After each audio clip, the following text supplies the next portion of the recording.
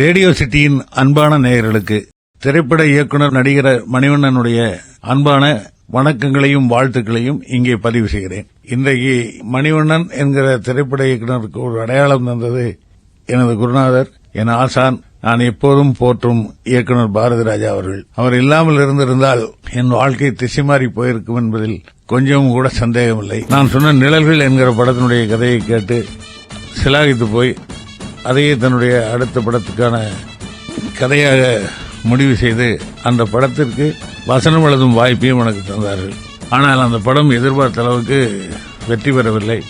அப்போது பாரதிராஜா அவர்களுடைய நண்பர்கள் சொன்னா கேட்க மாட்டேன், எவனோ ஒருத்தர் கோயம்புத்தூர்லேருந்து கண்ணாடி போட்டு வந்தான், ஜிப்பா போட்டு அவன் ஒரு பெரிய அறிவாளி நினைச்சிட்டு நீ இந்த படத்தை எடுத்து இது வரைக்கும் நீ ஃபெயிலியரே கொடுக்கல, இப்போ ஃபெயிலியர் கொடுத்து உன் பேரை கெடுத்துட்டு பார்த்தியா, சக்சஸ் கொடுக்கணும் அப்படின்னா அவர் சொன்னார்.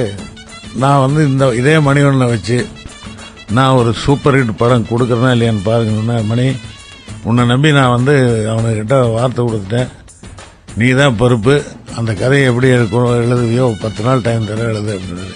அதற்கப்புறம் நான் எழுதின படம் தான் அலையில் வரவில்லை. அந்த படம் தமிழக அரசினுடைய 9 விருதுகளை பெற்றுத்தந்தது. அதில் சிறந்த கதையாசிரியருக்காக, சிறந்த உரையாடல் ஆசிரியருக்காக 2 விருதுகளை நான் புரட்சித் தலைவர் எம்ஜிஆர் அவர்களிடம் பெற்றேன். இன்றைக்கும் அரசியல் ரீதியாக சில சொந்த விருப்பு வெறுப்புகளில் நாம் விலகி இருந்தாலும் கூட அம்மா அப்பா சண்டை வருது இல்லையா, அந்த மாதிரி தான். ஆனால் அவரை நான் எப்போதும் என்னுடைய 2வது தாய், 2வது தந்தை என்று தான் நினைக்கிறேன். அவரை பற்றி நான் நினைக்கும் போதெல்லாம் என்னை அறியாத ஒரு நிகழ்ச்சி எனக்குள்ளே ஏற்படும். அந்த நன்றி உணர்வு தான் எனக்கு இன்றைக்கு சோறு போட்டுக் கொண்டிருக்கிறது என்று கூட நான் நம்புகிறேன். நேசத்துக்குரிய ஆசான் அப்பா வணக்கம். எவ்வளவு பெரிய டைரக்டரா இருந்தாலும், எத்தனையோ பேர் நம்மளை சிலாகித்து பேசினாலும், அப்பா சத்தியமா சொல்றேன்,